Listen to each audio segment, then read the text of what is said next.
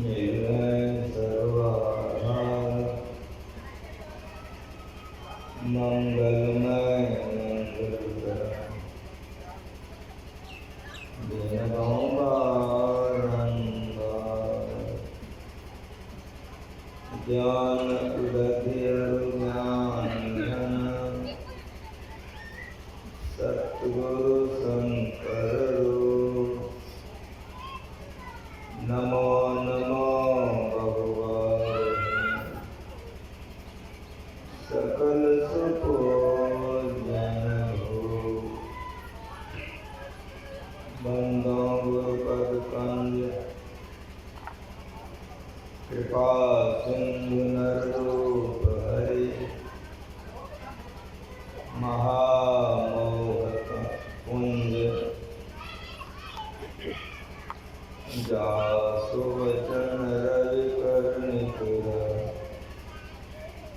धन्य धन्य सतगुरु सुखदा महिमा कही निराय जो कछु कहूँ तुम्हारी कृपा मोक्ष कछु न होता। बोलिए प्रेम से श्री सद्गुरु महाराज की जय।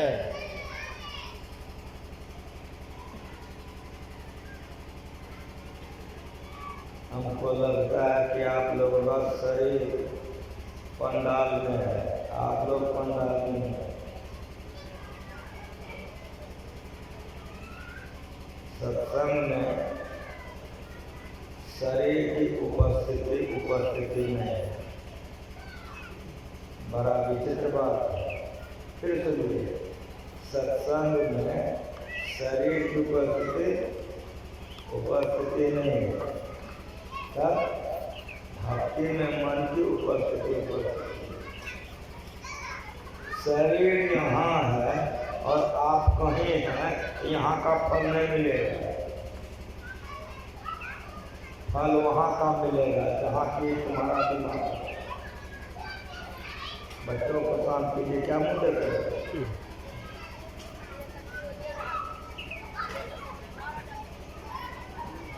कोई बच्चों को शांति दे तो वहाँ पर एक साथ नहीं रहेगी।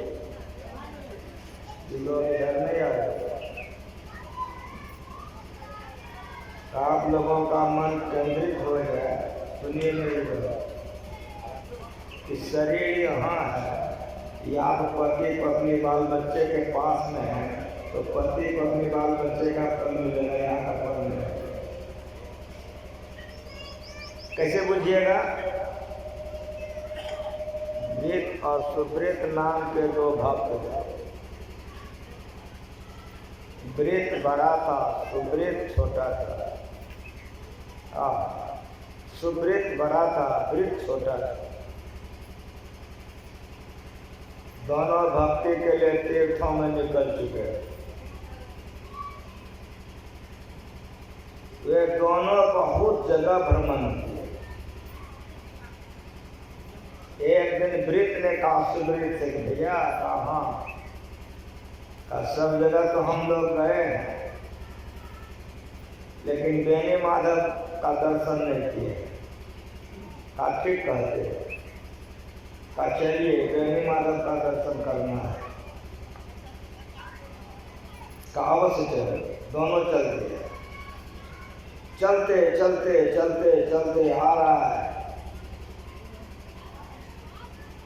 जब बेनी माधव का मंदिर कुछ दूर रहा, बारिश बहुत तेज हो गई, हवा भी चलने लगा। दोनों भीग तीत गया, लेकिन जाते रहे।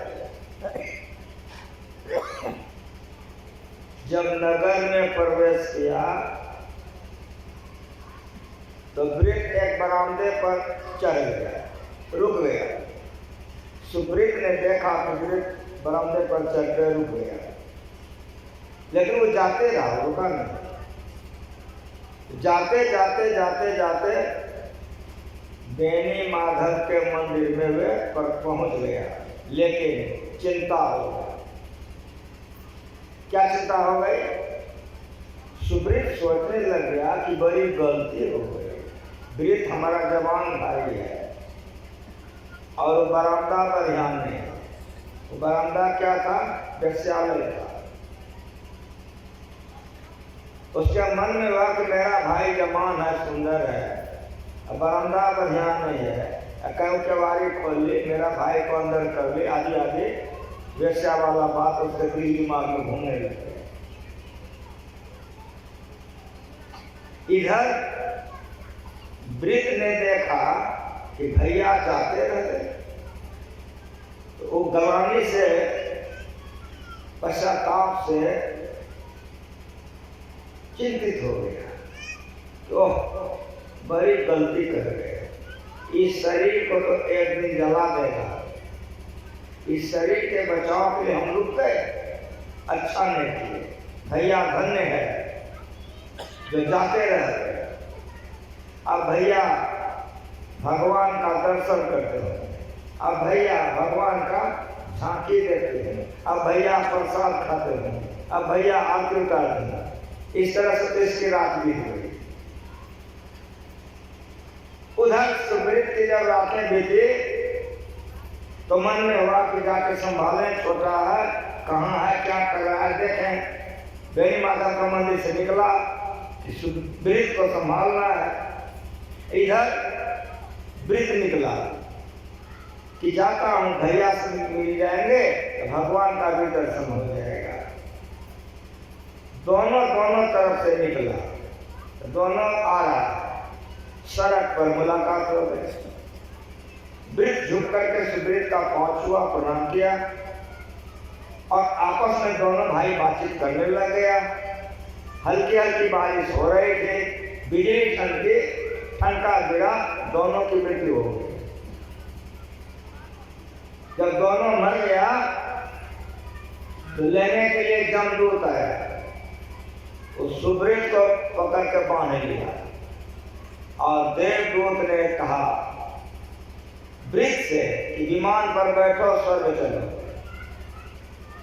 वृद्ध मुस्कुराया कि आप लोगों से गलतियां होती है ना? का जमदूत से गलती होती है? उन्होंने कहा हम लोगों से गलती नहीं होती। आज तो आपसे आई से किसी से गलती अवश्य हो रही है। का क्यों? हम दोनों का पुण्य बराबर है। जहाँ भैया गए हैं वहाँ मैं भी गया हूँ। जौन भगवान का दर्शन, जौन तीर्थों में जाना हुआ है, दोनों का बराबर है। लेकिन आज रात में गड़बड़ हो गया है। भाई जी तो बेनी माधव का झांकी उतारे हैं, प्रसाद खाए, दर्शन किए, उनकी रात्रि तो भगवान के शरण में बीता। लेकिन मैं इन नश्वर शरीर को रक्षा करने के लिए बरामदे में रात्रि बिताई है। इसलिए जमदूत बांध करके हमको ले जाएगा और यह विमान पर भाई जी चढ़ के जाएंगे। तो जमदूत भी मुस्कुराया और देवदूत भी मुस्कुराया। कहा भाई तुम बड़े सीधे हो, कहना तुम्हारा ठीक है, लेकिन अब हम लोगों की तो बात सुनो। का बोलिए? का तुम अपने भाई से पूछो कि झांकी में कितने आदमी थे, आरती कब उतारी गई, प्रसाद कब बांटा गया। यदि इन तमाम बातों का जवाब भाई दे दें तो विमान पर चढ़ के जाने जाए। मेरी बात सुनो, शरीर उनका तो बेनी माधव के मंदिर में था, लेकिन रात भर वेश्यालय में था, इसलिए जमदूत उसको ले जाएगा। और तुम अवश्य शरीर रक्षा के लिए बरामदे पर थे, लेकिन रात भर भगवान के चरण में तुम थे, इसलिए भगवान ने मुझको विमान लेके भेजा है। वृद्ध को विमान पर चढ़ा करके लेके चले जाओ। कुछ समझ में आया? दिल दिमाग में कुछ घुसा? यहाँ आए हो, शरीर यहाँ रहेगा, मन कन्या के पास, दूल्हा के पास। यहाँ आए हो मन बेटा के पास, यहाँ आए हो मन भोग विलास के पास, तो यहाँ का जो फल होना चाहिए नहीं मिलेगा। यहाँ सुनने आए हो तो मन के सहित शरीर को यहाँ रखो। अगर यदि मन कहीं चला जाएगा, शरीर यहाँ रहेगा, तो वही दशा होगा जो सुना दिया। संत मत के सत्संग में संतों ने जो ज्ञान बताया है बड़ा ऊंचा ज्ञान है। नवदा रखते में सब जगह मम शब्द है और सब जगह सिंताओं का साधन है। 5 भक्तियां मोटी मोटी है लेकिन सब में मन की प्रधानता है। सब में आप स्तुति प्रार्थना करते हो और हम करते हैं, ये चौथी भक्ति है। चौथी भक्ति मम गुण ये गना करे कपट करी गान। आप स्तुति प्रार्थना करो मोबाइल चलाओ और स्तुति प्रार्थना करो बेटा खिलाओ। स्तुति प्रार्थना करो पोता खिलाओ तो पोता खिलाने का बेटा खिलाने का फल होगा, स्तुति प्रार्थना का फल नहीं होगा। मम शब्द है, भगवान शब्द है। चौथी भक्ति मम गुण ये गना, भगवान का गुणगान करो। लेकिन कैसे करो? करई कपट तजी गान। कपट छोड़ कर, कपट क्या? पति से मन को मोड़ कर पत्नी से, पुत्र से मन को मोड़ कर पुत्री से। एक बात सुनो, संसार के तरफ से मन को मोड़ करके स्तुति में मन को जोड़ दो, स्तुति में भगवान का दर्शन हो जाएगा।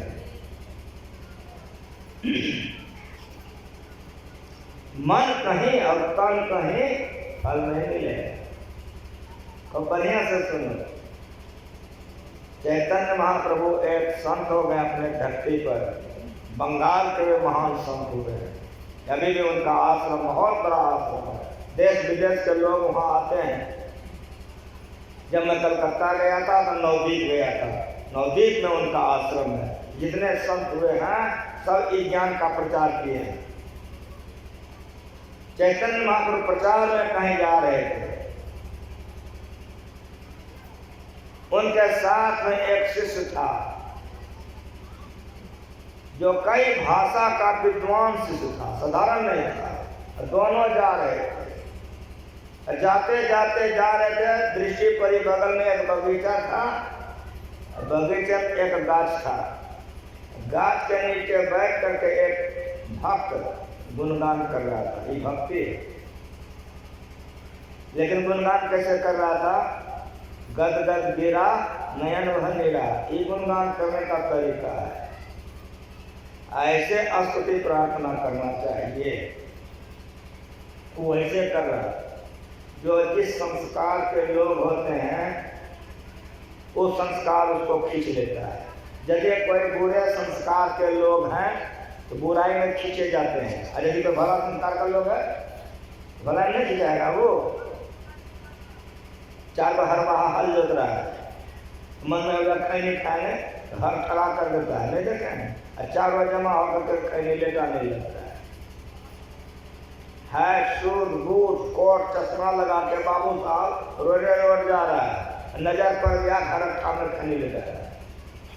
सूट बूट कोट वाला हर खा चला जाता है, कहता हमको भी बता दीजिए। समझ में कुछ आया क्या सुनाए?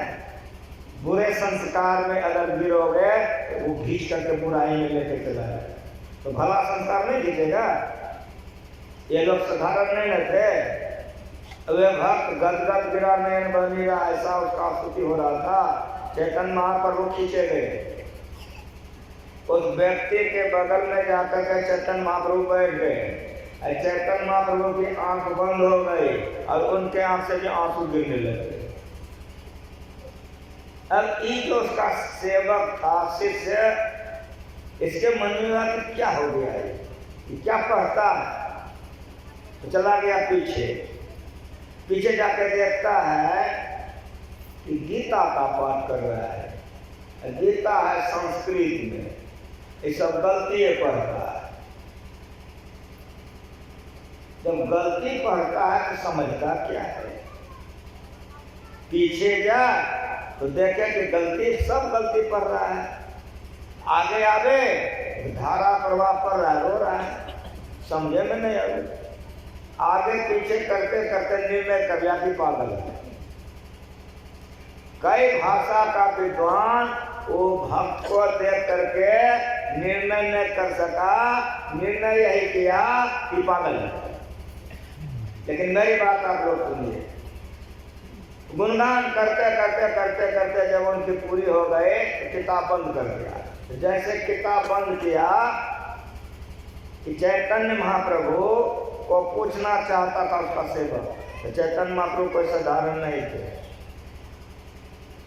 चैतन्य महाप्रभु कोई साधारण नहीं थे। जो संत होते हैं, जो गुरु होते हैं, वो भक्ति में पूर्ण होते हैं। बोले जिस तरह शीशे के अलमारी में आप कुछ रखे हैं वैसे देख लेते हैं। रात में हम गुरु महाराज जी के सेवा में थे। आप लोग सुने होंगे गुरु महाराज जी जब मौज में आ गए तो दिन को रात कर देते थे, रात को दिन कर देते थे। शाम का 6 बज रहा है तो गुरु महाराज जी का सवेरे का 6 बज रहा है। बड़ी बड़ी है सब क्षेत्र सड़कों सब क्षेत्र करते। रात का 10 बज रहा है तो गुरु महाराज का दिन का 10 बज रहा है।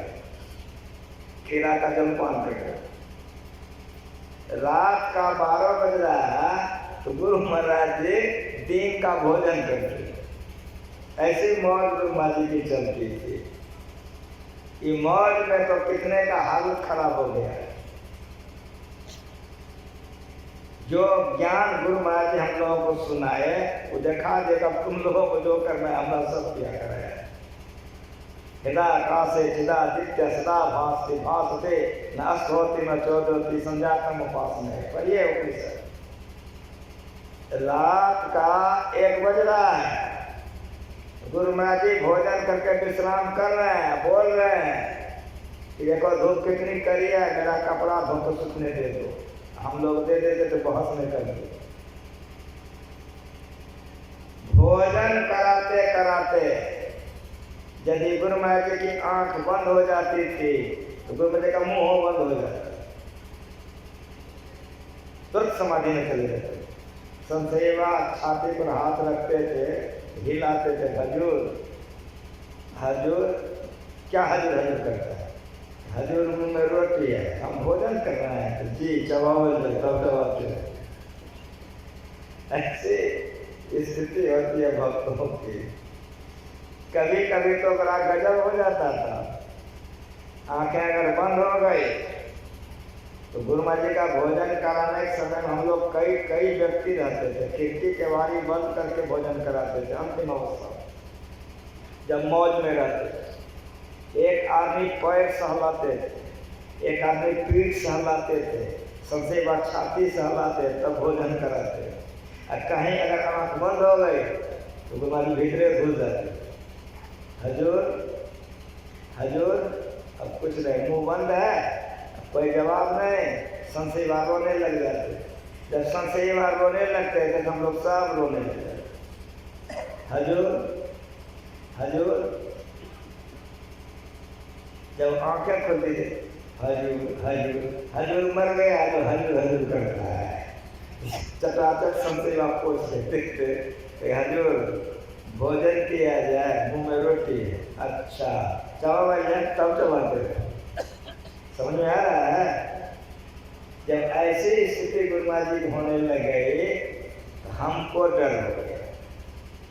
हम डर गए कि गुरु महाराज जी हरदम भीतरे रहते हैं, और कहीं ऐसा हो जाए इसी भीतर में उधरे चले जाए तो गड़बड़े हो जाएगा। तो हमको गुरु महाराज जी मानस जब बताए थे, मानस ध्यान बताए थे, दृष्टि योग बताए, 3 क्रिया बता दिए, लेकिन हम नादान संधान नहीं लिए। हमरे मन में हो गया कि यदि गुरु महाराज आंख बंद कर दिए हमको नादानुसंधान की क्रिया किसी दूसरे व्यक्ति से लेना पड़ेगा। तो जिससे हम नादानुसंधान ले लें फिर वो मेरा गुरु हो जाएगा। बड़ा गड़बड़ हो जाएगा। बस हम क्या काम किए, पैर दबाना गुरु महाराज जी का छोड़ दिए, आ गए मुंह के पास। और रात है, जैसे मुंह के पास आए हैं तो गुरु महाराज जी कहते हैं तुम कुछ पूछोगे क्या रे? पच्चीस रखा तो क्या पूछोगे? हजूर हमको नादानुसंधान बता देते हैं आप। गुरु महाराज जी कहते हैं कि तुमको दृष्टि योग किसने बताया था? हम कहा हजूर दृष्टि योग आप भी बताए थे। तो कहाँ बताए थे? हम कहा हजूर जहाँ स्नान करते हैं आप वहीं बताए थे, छोटकी चौकी पर बैठ कर। कितना दिन हुआ? हम कहा हजूर 13 वर्ष हुआ। तो गुरु महाराज जी कुछ पूछ दिए हमको, तो जो हमारी स्थिति थी हम बता दिए। तो गुरु महाराज जी फिर चुप हो गए, आंख बंद कर दी। हमारे मन में हुआ मौनम सुकृति लक्षणम। गुरु महाराज जी चुप हो गए, अब हमको नाम सुनाम बता देंगे। हम फिर जाकर के पैर दबाने लगे। हम पैर दबा रहे हैं, अब मने मन सोचने लग गए कि अब जो नादानुसंधान हम लेंगे तो प्रसाद तो आश्रम में बांटना पड़ेगा। संसेवा को, साहिबा को, रामलगन बापू, भगत बापू, हरमन, जितने बाबा लोग हैं सबको प्रसाद देना होगा। आश्रम वासी को तो 1 किलो सेब से नहीं होगा। अब पैर दबा रहे हैं, अब मने मन सोच रहे हैं कि 1 किलो सेब से नहीं होगा। तो गुरु महाराज जी उस समय में गलेशियस सेब खाते थे। मेरे मन में हुआ कि गलेशियस सेब लाएंगे 5 किलो लाएंगे तो गुरु महाराज खा लेंगे, संसेवा साहिब आश्रम वासी हो जाएगा, सबको प्रसाद हो जाएगा। लेकिन 5 किलो सेब तो थरिया में नहीं हटेगा। अब पैर दबा रहे गुरु महाराज जी का, सोच रहे कि 5 किलो सेब तो थरिया में नहीं हटेगा। ख्याल पड़ गया, ओ अच्छा, चौका में परात है पीतल वाला, उसी को निकालेंगे, खूब बढ़िया से मलेंगे, उसमें सेब को ऐसे लंबा करके सजाएंगे, तब उसमें 2 माला लाएंगे, बढ़िया बढ़िया गजरा। एक तो गुरु महाराज हमको पहनने कहेंगे, एक गुरु महाराज को पहनाएंगे। ये दोनों माला रख देंगे और तब उठाएंगे परात, जाके कहेंगे हजूर नादान सलाम बता दीजिए। वहाँ पैर दबा रहे, सोच रहे हैं, मन में कह रहे हैं कि हजूर नादान सलाम बता दीजिए। जैसे मन में कहते हैं तैसे गुरु महाराज जी कह रहा लगी सरकार इधर आओ, जैसे गए गुरु महाराज नादान सलाम बता दीजिए। सदगुरु महाराज मने का सेब, मने का परात, समझ रहे हैं? ऐसे पूर्ण गुरु महाराज जी अंतर्जामी मन का सारा बात जानते हैं। तो जिस तरह से गुरु महाराज अंतर्जामी थे, सब बात जानते थे, उसी तरह चैतन्य महाप्रभु पूर्ण परमात्मा पाए हुए महापुरुष थे। जैसे शिष्य ने सोचा कि पूछेंगे कि चैतन्य महाप्रभु का कि तुम हमको क्यों पूछना चाहते हो, अगला जब सामने में बैठा हुआ है उससे क्यों नहीं पूछते हो, हमसे पूछते हो। उस शिष्य का दिमाग में ठंडा हो गया, मन तुरंत हो गया, अरे गुरु महाराज को मेरा मन का बात जान गया, तुरंत होश में आ गया। गुरु के प्रति जो भावना हुई थी बदल गई। तुरंत उस संजन से पूछा कि भाई आप क्या पढ़ते हो? कहा भाई मैं तो गीता पढ़ता हूँ। कहा गीता तो संस्कृत में है। कहा हाँ। कहा तुमको तो संस्कृत पढ़ने नहीं आता, चलते चलते पढ़ते हो। कहा मैं बहुत कम पढ़ा लिखा हूँ, इसीलिए मैं जितना पढ़ता हूँ गलती पढ़ता हूँ। तब पूछा कि जब गलती पढ़ते हो तो समझते क्या हो? जब उसने पूछा कि गलती पढ़ते हो तो समझते क्या हो? कहा भाई मैं तो कुछ नहीं समझता। तो पूछा जब कुछ समझते नहीं हो तो रोते हो क्यों? कहा हाँ मैं रोता हूँ क्यों, सो सुनो और आप लोग भी सुनिए, एकाग्रता चंचल मत होइए। रोता हूँ क्यों, तुम सुनो। तो सुनाने लगा, सुनो।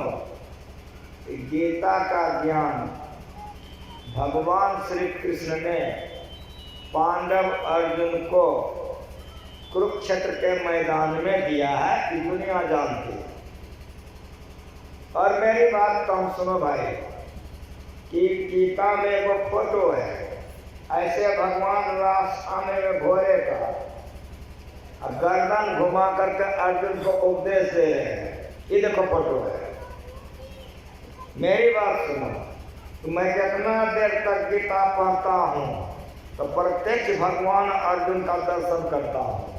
मैं देखता हूँ कि भगवान गर्दन घुमा करके अर्जुन को उपदेश दे रहा है, वो मेरे तरफ देखते हुए नहीं करता है। इसीलिए मैं रोता हूँ कि मालिक अर्जुन को तो तब से तुम उपदेश दे रहे हो कि पापी की तरफ एक बार नजर घुमा करके उपदेश दे दो कि मेरा भी जीवन धन धन हो जाएगा।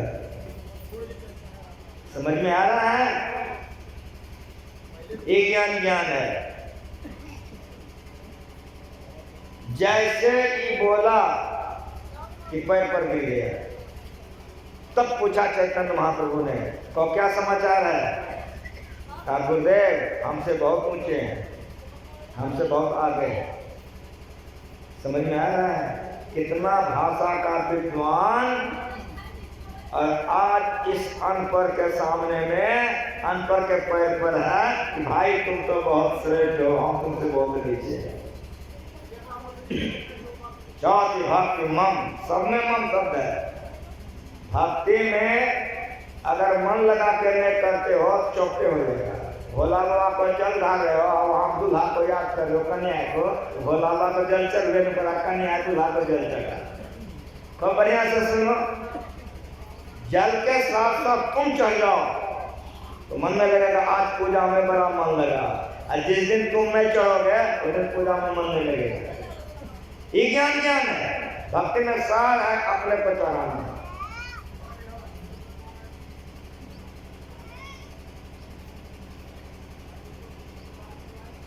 चैतन्य महाप्रभु पूर्ण शांत थे, अंतर्गामी थे।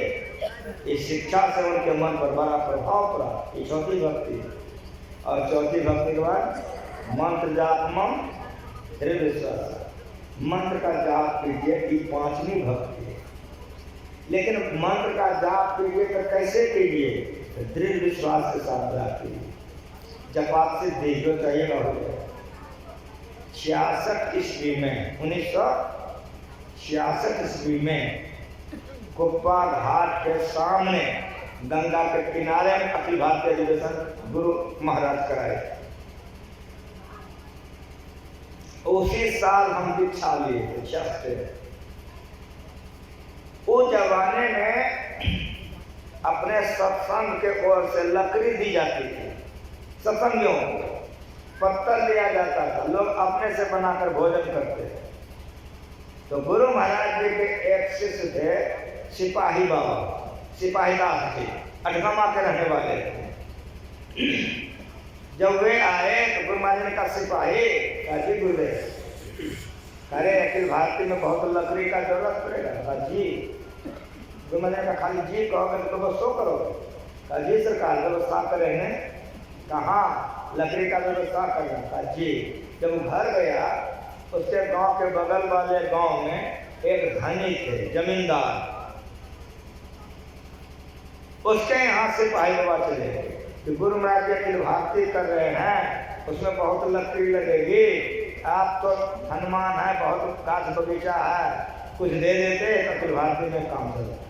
वो आदमी बड़ा सज्जन था, बड़ा उदार था। कहा सिपाही जी, कहा जी, जब गुरु महाराज कर रहे हैं और गुरु महाराज ने भार दिया है तो जाइए फलाने जगह मेरा गाछ है, कटवा लीजिए।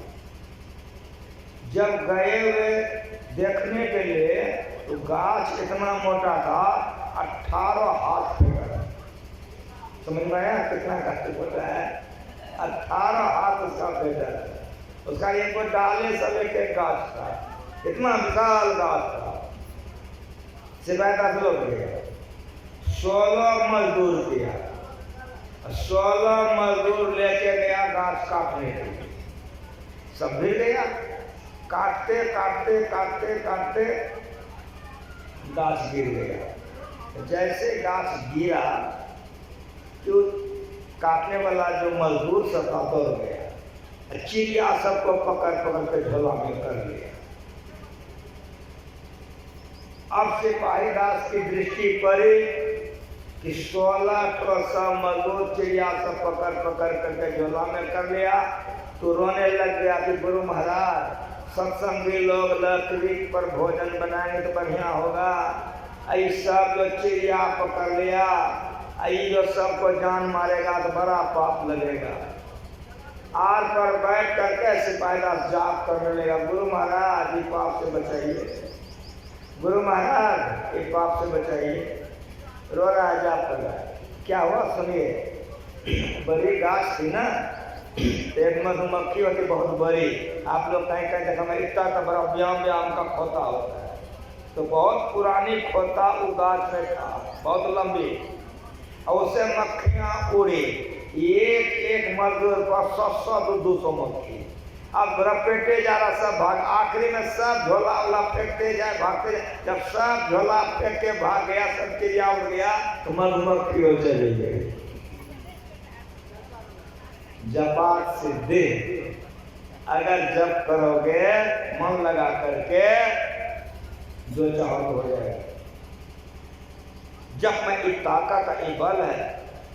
सुनिए, किसी बच्चे का तबीयत खराब है, डॉक्टर जवाब दे दिया है, सब माँ बाप बैठे हो, जब मन लगा कर जाप करता गुरु महाराज हमारा बच्चा बच जाए, जो डॉक्टर जवाब दे दिया वो बच्चा ठीक हो जाता है।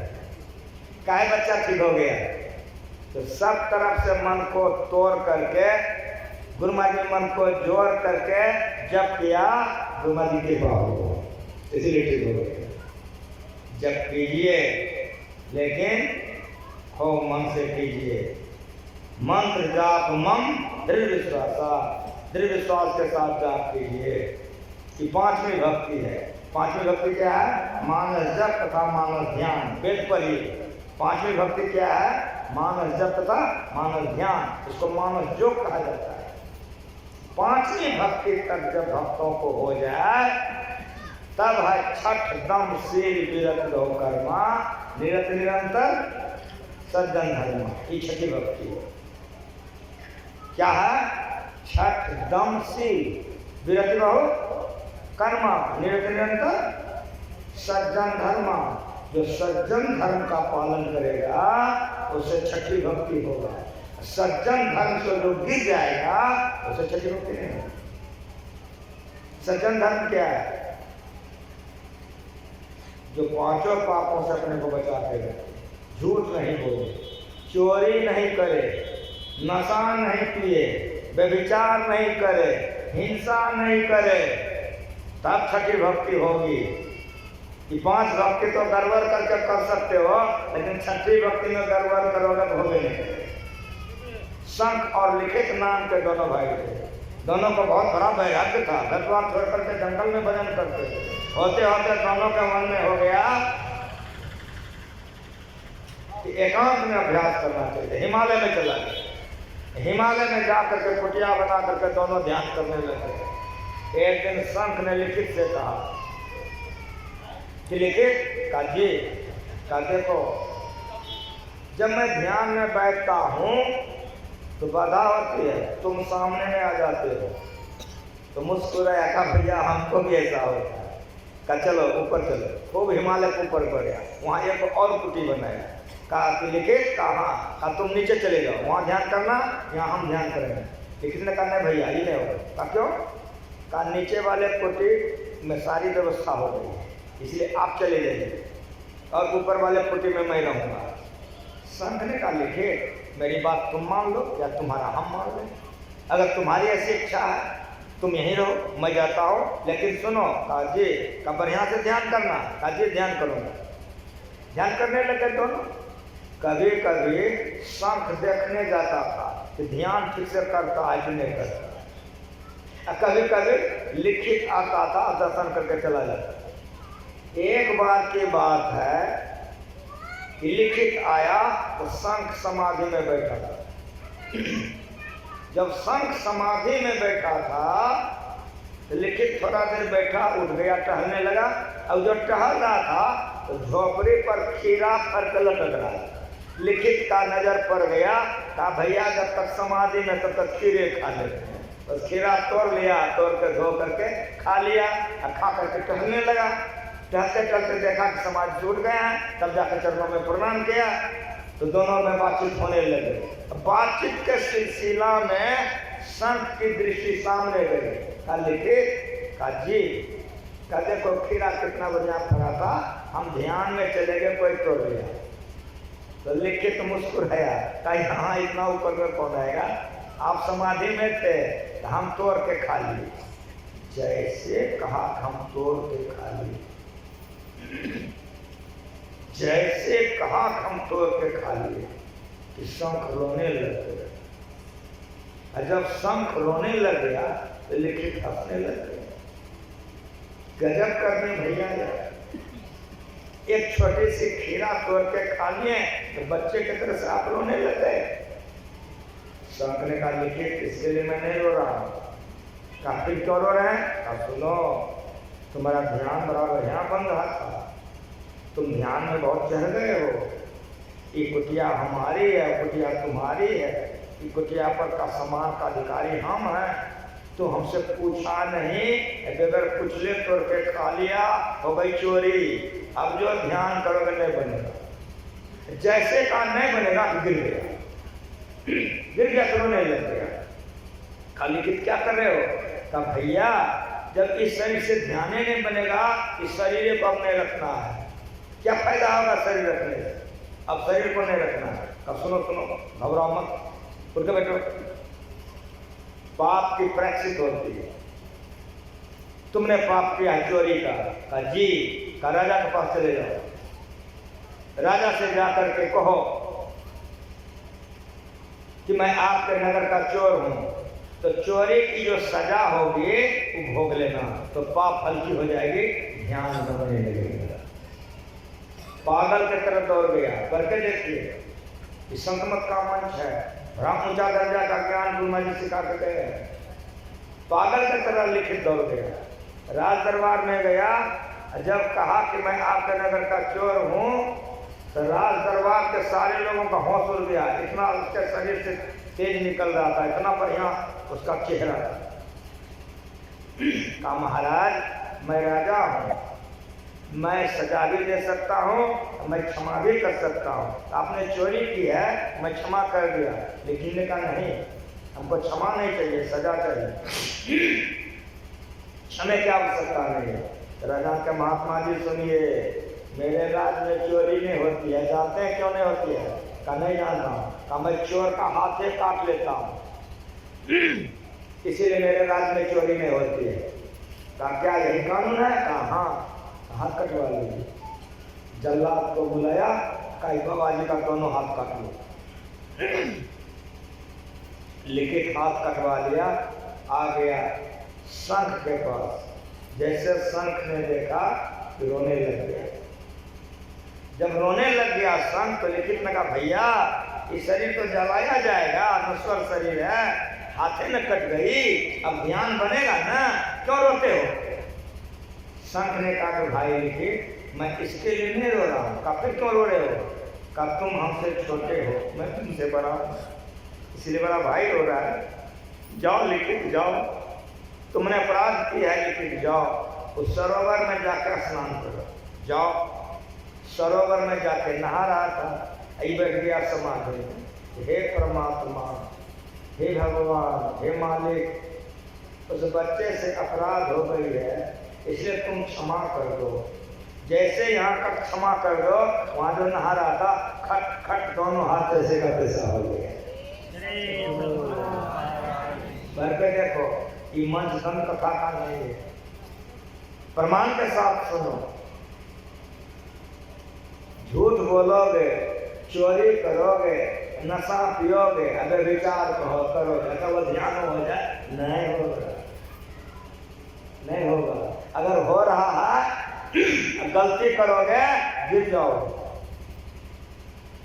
छठ दम शील विरति रहो, कर्मा निरत निरंतर, सज्जन धर्मा। परोपकार जी का टीका। सज्जन उसको कहते हैं जो पांचों पापों को नहीं करता है। ऐ तकी न जाइयो जिन हार देखना, अपने में आप जलवाए दिलदार देखना। पुतली में तिल है, तिल में भरा राजपुर का फूल, इस परदेश से आप जरा पार देखना। क्या होगा? 14 तवक का हाल तुझे आया हो जाएगा, अंधकार खत्म हो जाएगा, प्रकाश हो जाएगा। कबीर साहब का तन का कमान, सूरत का रौदा, सब मान ले ताना है मालवान, विधातन ही तन सदगुरु का फरमाना है। मालवान धाम में तन में जिन लागा तिन जाना है। क्या कबीर सुनो बैठा दो, जिन जाना तिन जाना। सत्संग जो खूब पढ़िए, रामायण पदार्थ खूब पढ़िए, ज्ञान में आगे बढ़िएगा, ध्यान करने में बल मिलेगा। चंपक कलिका नव भने ढाका, सुदामा का रूप अंतरे।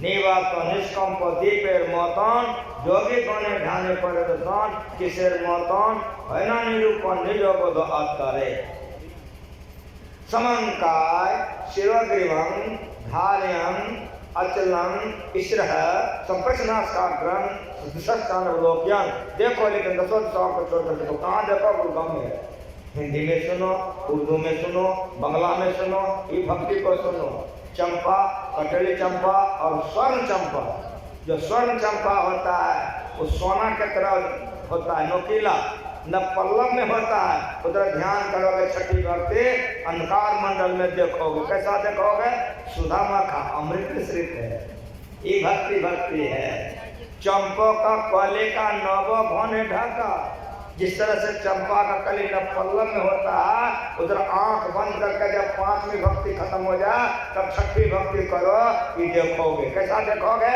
तो चंपो का कली का नवो घने ढका सुदामा का रूप ऑन करे अंदर में देखो अमृत मिश्रित है निवात निष्कंप दीपेर मतन जोगी गणे ध्याने करे दर्शन निवात निष्कंप दिया जलाओ मोमबत्ती जलाओ देखो कैसा देखते हो टेम देखोगे नीचे में मोटा ऊपर में पतला नहीं देखोगे निवात निष्कंप दीपेर मतन जोगी गणे तो जोगी किसको कहते हैं जो दाढ़ी बढ़ा ले जटा मुड़ा ले समझ में आ रहा है जो गुण खिंता जो गुण दंड है जो गुण भसम चढ़ाइए जो गुण मुंडी मूर मुराइए जो गुण सिंजी वाइए अंजन माँ निरंजन रहिए जो विपत्ति पाइए गली जोग न हो एक शब्द का शमसर जान है जोगी कहिए सोई नानक देव महाराज इस क्रिया को छठी भक्ति कहते हैं निवात और निष्कंप दीपेर मतन देखता कौन है जोगी कौन है दृष्टि की धार को जोड़ने के लिए जो गुरु से दीक्षा ले लिए है ध्याने करे दर्शन नाम का तेल सूरत की बाती ब्रह्मगणि उद्गारू रे अपने घट दिया ना पारू रे जगमग ज्योत निहारू मंदिर में तन मन धन सब बारू रे कौन मंदिर में शिवाला में ठकुरबाड़ी में देहन शिवालय को तंग सिद्धि तंग कर दे इसलिए शरीर ठकुरबाड़ी इसीलिए देखते हो ठकुरबाड़ी में दिया जलाता है ठकुरबाड़ी में घंटी बजाता है शिवाला में देखते हो घड़ी घंट करना हुआ है क्या बेंदुनाथ का प्रतीक है तो यहाँ तो बाहर में है अंदर में करो गुरु से दीक्षा लेकर साक्षात दर्शन होगा साक्षात नाम का तेल सूरत की बाती ब्रह्मगणि उदारू रे कहाँ अपने घट देना बारू रे जगमग ज्योत निहारू मंदिर में अंदर में दान मान धान सब बारू रे ज्योति जान जगत की आशा बारंबार विचारू रे कह कभी सुनो भाई साधु आपन काज संभाल रे ये ब्रह्म ज्योति दीपेर मतन जोगी गणे ध्याने करे दर्शन किसर मतन वह कैसा है ना निरूपण तब निजो को तो आता रे आत्मा से जान सकते हो इंद्रियों से नहीं जान सकते ये भक्ति भक्ति है ये भक्ति में ऐसी मरनी कोमर है दिन में 100 बार मरिए तो मरी जाइए छूट पड़े जंजाल जा मरनी से जग डरे मेरो मन आनंद कमरियों का पाइयों पूरन परमानंद ये भक्ति में ऐसा होता है गंग जमुन सरस्वत संगम पर संध्या करने भाई कहाँ दृष्टि जुगल कर कहाँ पर अंगुल द्वादश पर दृष्टि जल कराए तो प्राण अस्मांग बंद हो जाए मनो तजय चंचलाए संगम पर संध्या को निभाए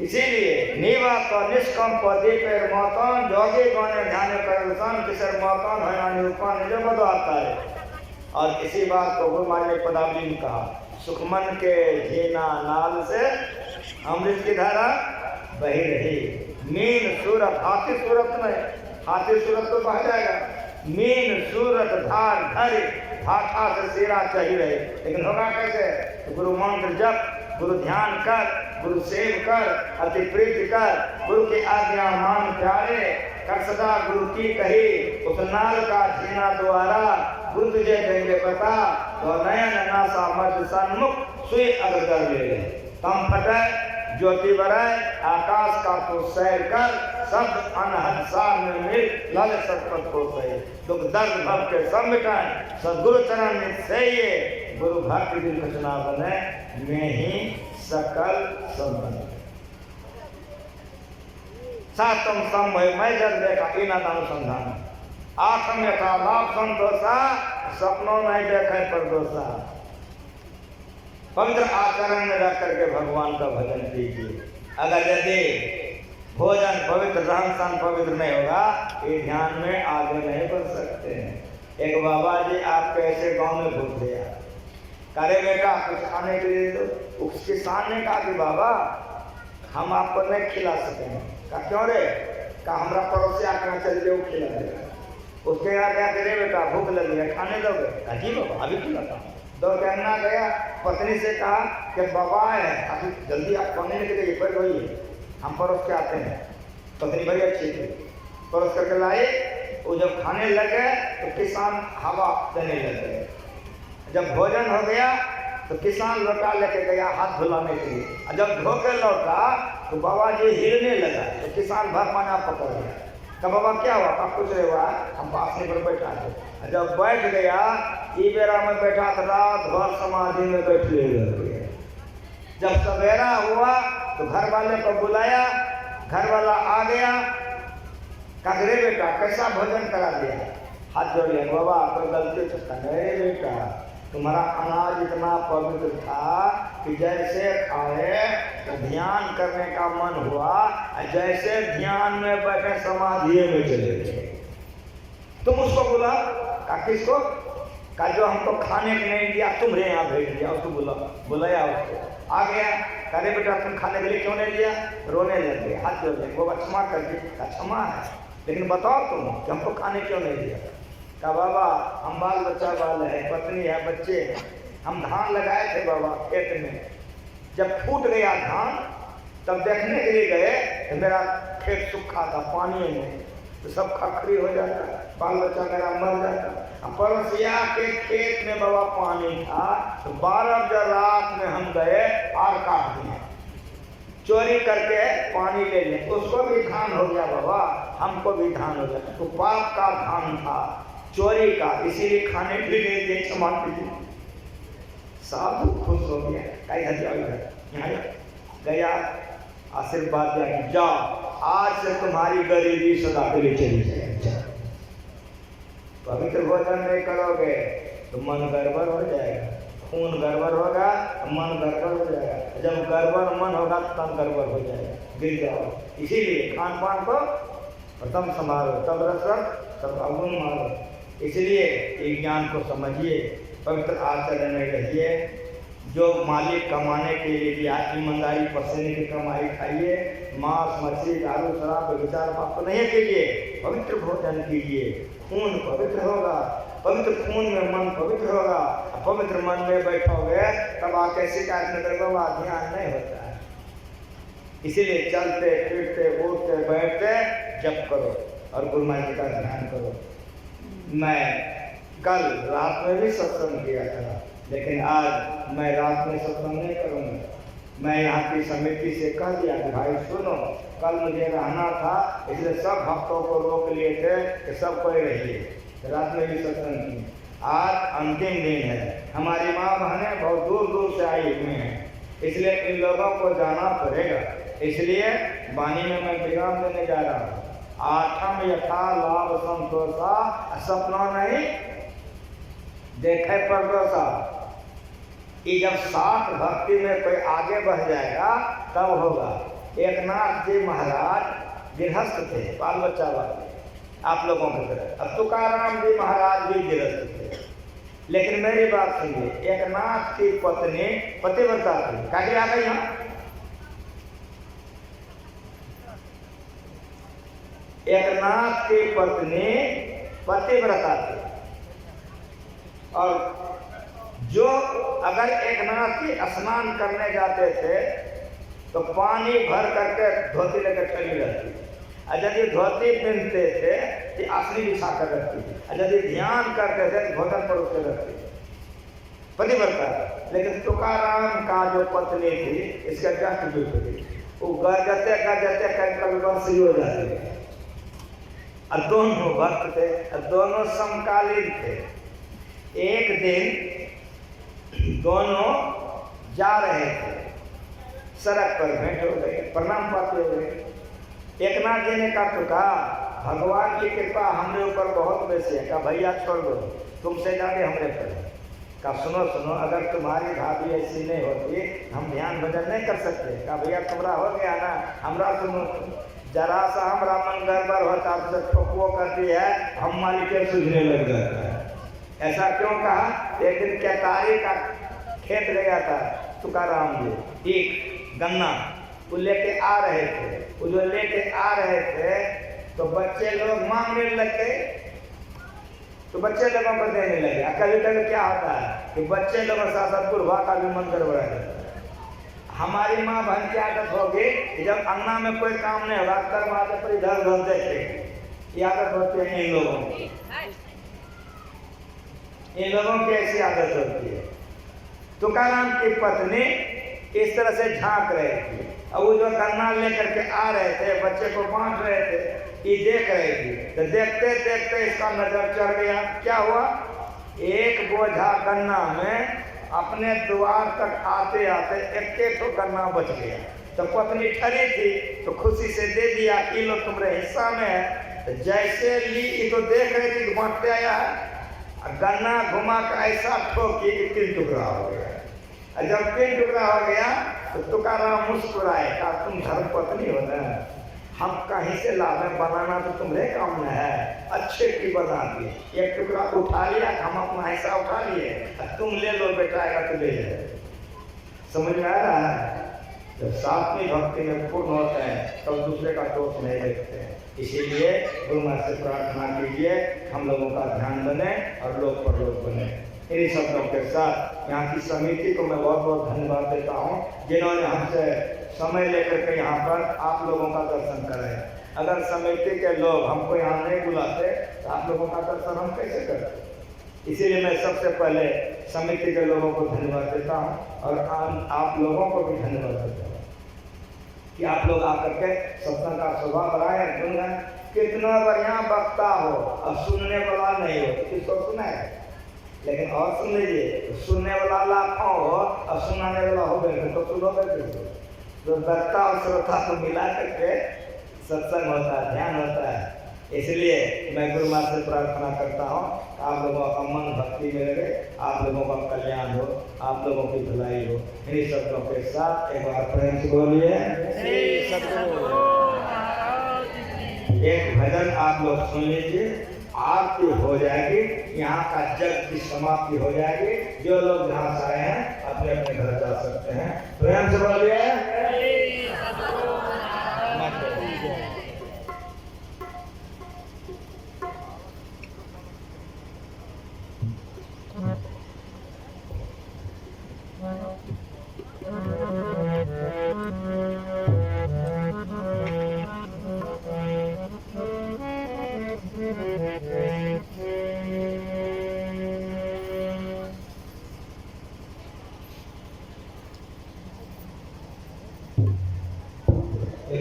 श्री सद्गुरु महाराज की जय।